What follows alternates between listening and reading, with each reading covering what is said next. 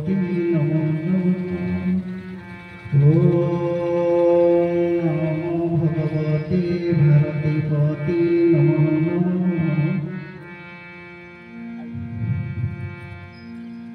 ओम नमो दैवे महामाये महिषासुरमर्दिनी संकटकारिणी दुर्गे जगधात्री नमस्तुते। नमस्ते चंडिके माता नमस्ते सिंह वाहिनी नमस्ते सिद्धेश्वरी भगवते नमो नमः। दयारूपे दयापुष्टे दयाग्रे दुःखमोचिनी सर्वोपकारिके दुर्गे नारायणी नमस्ते। ओम काणी श्री विदायिनी दायिनी नियति जय मां भगवती विद्ये पाशांकुश खेट कृपाण सहित खड़ग भरी सकलादि शिशु शशिधारिणी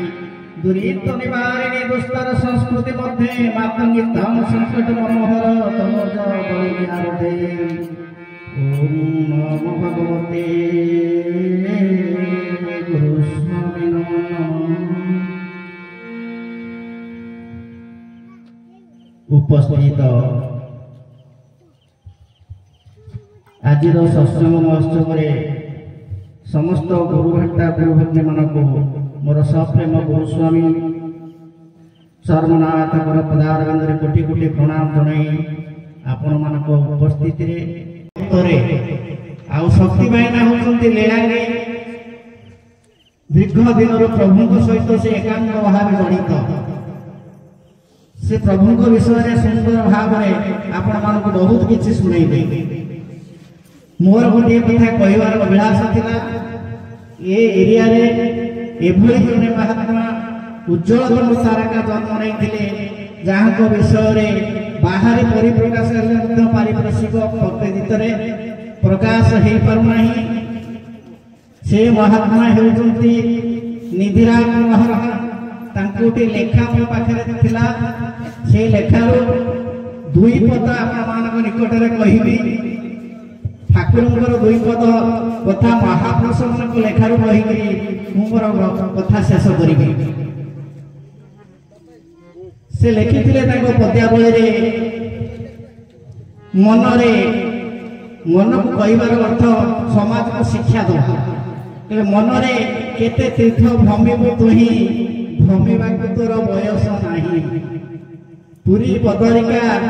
मथुरा दारिका काशी वृंदावन त्रिवेणी जाए कहीं ना जदि तीर्थ भ्रमण कर जदि मन दृढ़ नहीं से तीर्थ भ्रमण कर किसी लाभ नहीं। कहवा अनुसार मीनमर्क कश्यप पंथी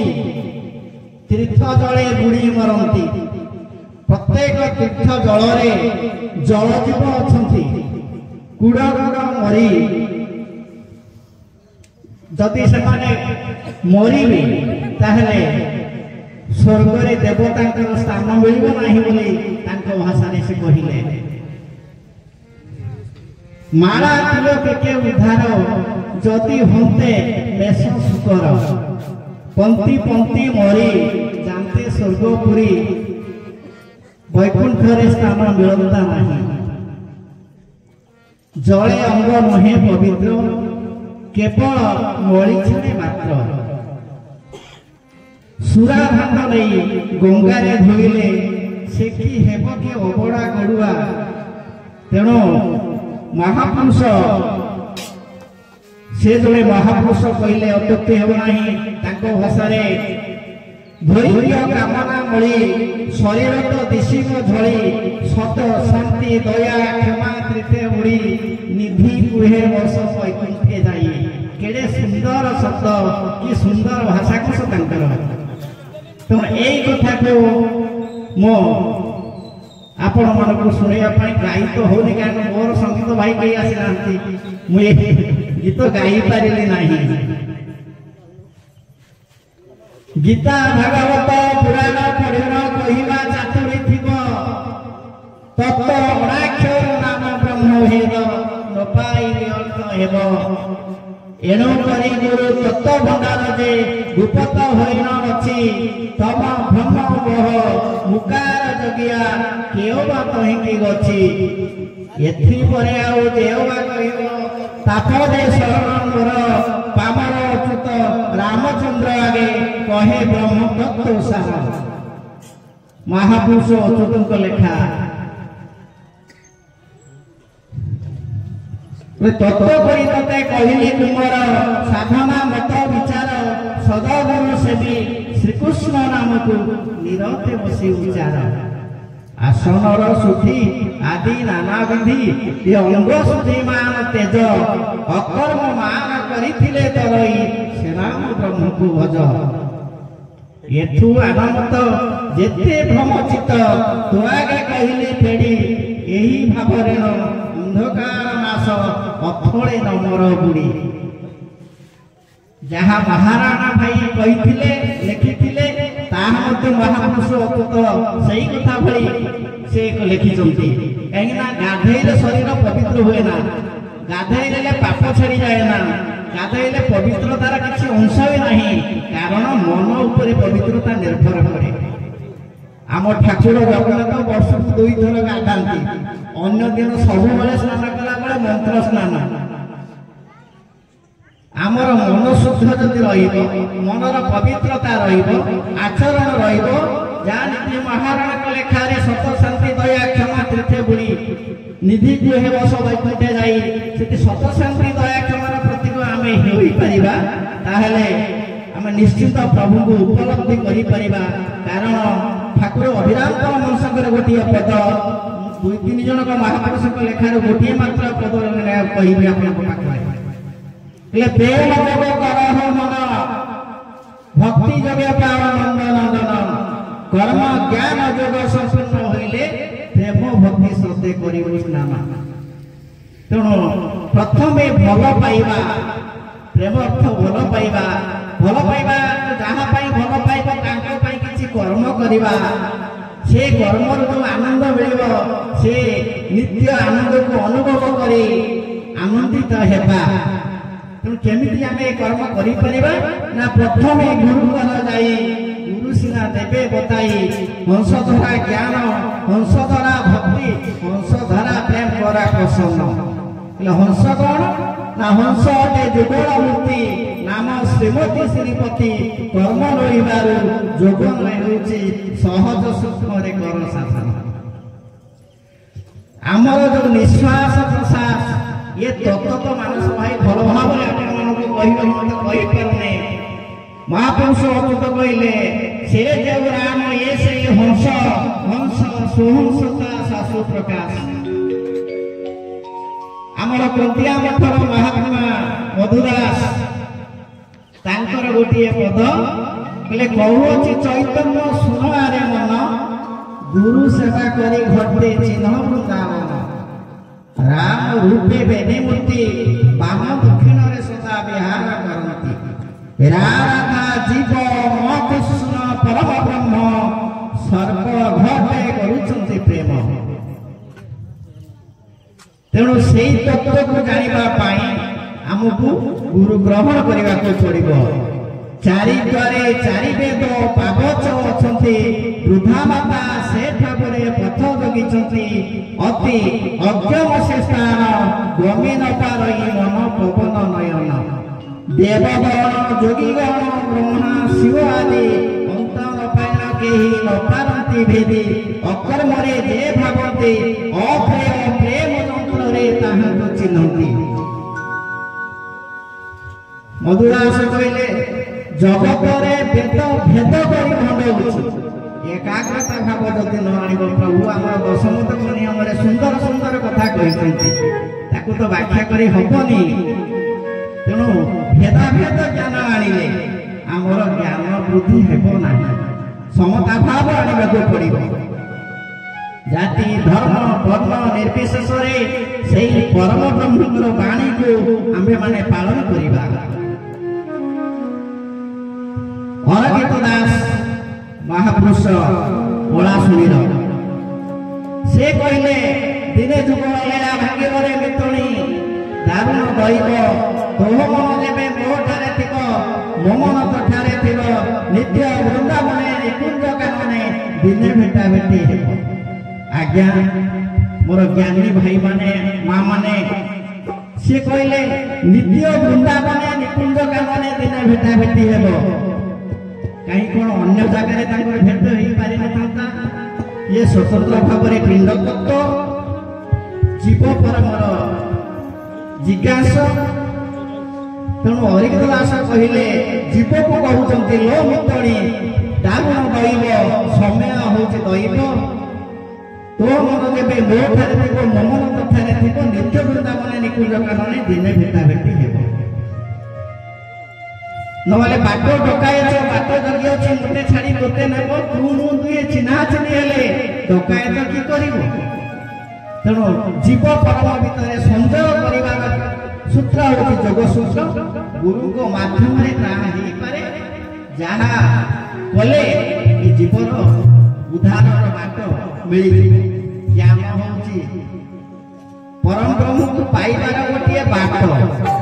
ज्ञान भगवान नुहति तेणु आमर अनंत दास तत्व भागवत अरिहंत दास लेखा को व्याख्या कहले कुंज मंदिर ज्योतिपुर आदि अनादित्य विहार तापरे महादित्यपुर निशब्द अग्रम मंदिर बिंदुटी ब्रह्म बोलाइले आदिति अधर होइले तेणु कर्ण बीबर वंशी कई समीर शबद चालई हृदय कानन लटई गोकुल गोलाहाट हुई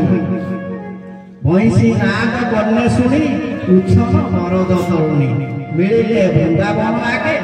शरण कृष्ण पाद जुगे वृंदावन की नासाद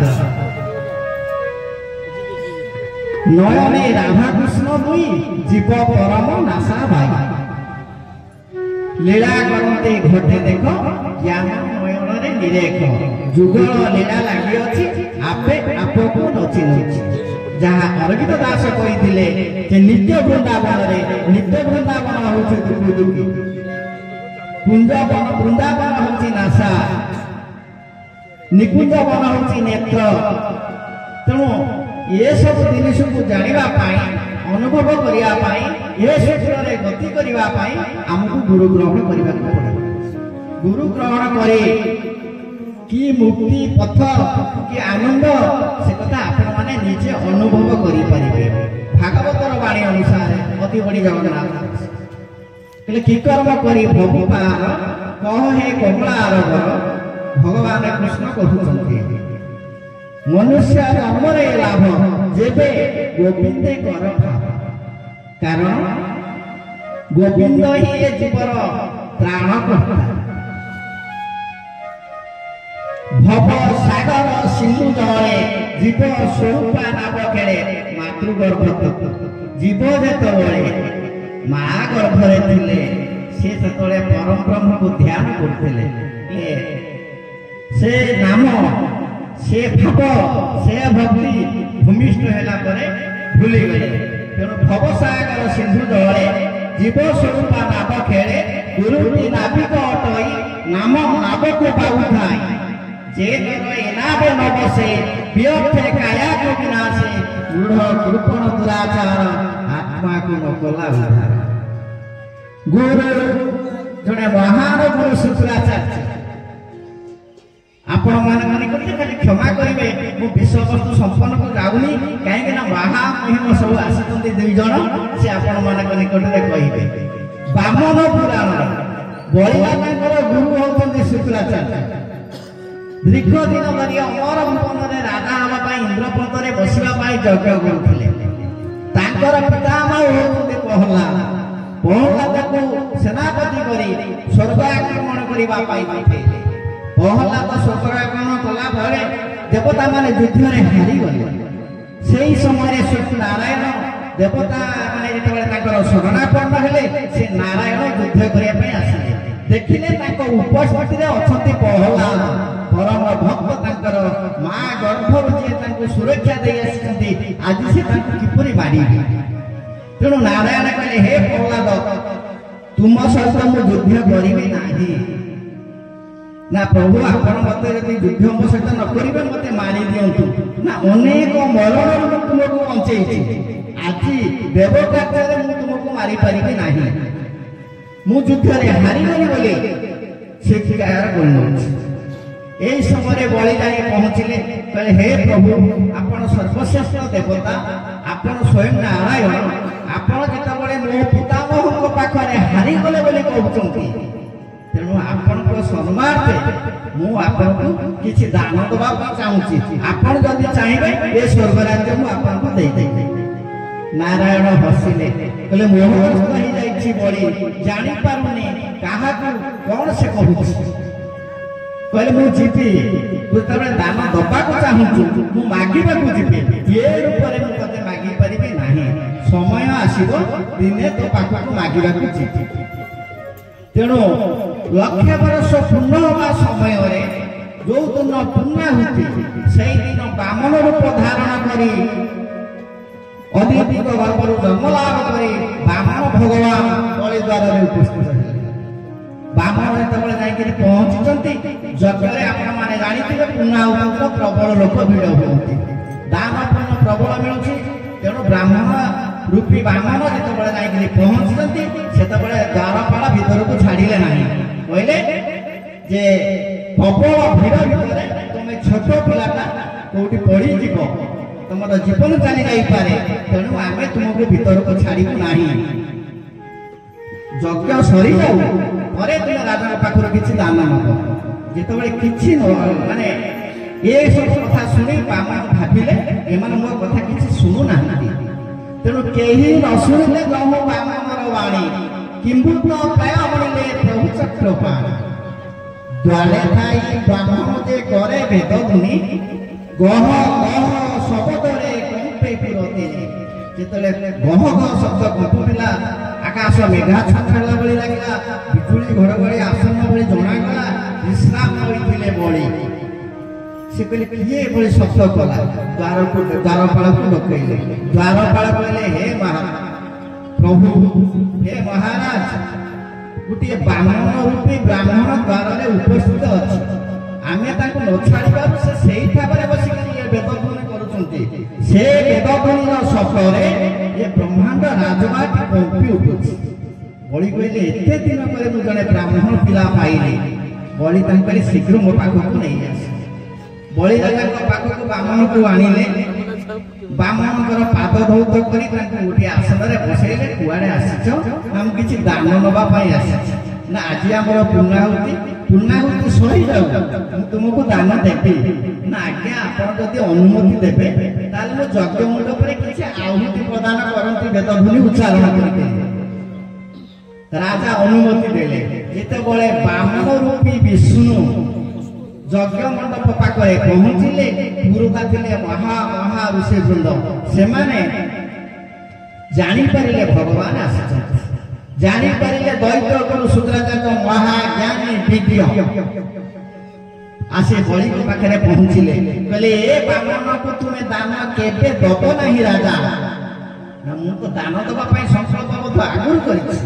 ଆଜି କାହିଁକି ଦେବି ନାହିଁ? ନା ଇଏ ସ୍ୱୟଂ ନାରାୟଣ ଏ ବାମନ ରୂପରେ ବ୍ରାହ୍ମଣ ରୂପରେ ତୁମ ପାଖକୁ ଆସିଛନ୍ତି ଛଳରେ ଦାନ ନେଇ ତୁମକୁ ବିନାଶ କରିଦେବେ। ମାୟାଗ୍ରସ୍ତ ବିଷ୍ଣୁ ମାୟାରେ ମୋହିତ ହୋଇଥିଲେ ରାଜା ବଳି କହିଲେ ନା ମୁଁ ତାକୁ ଅନୁମତି ଦେଇଛି ସେ ଆହୁତି ଦେବେ। ଆହୁତି ଦେଇ ସାରିଲା ପରେ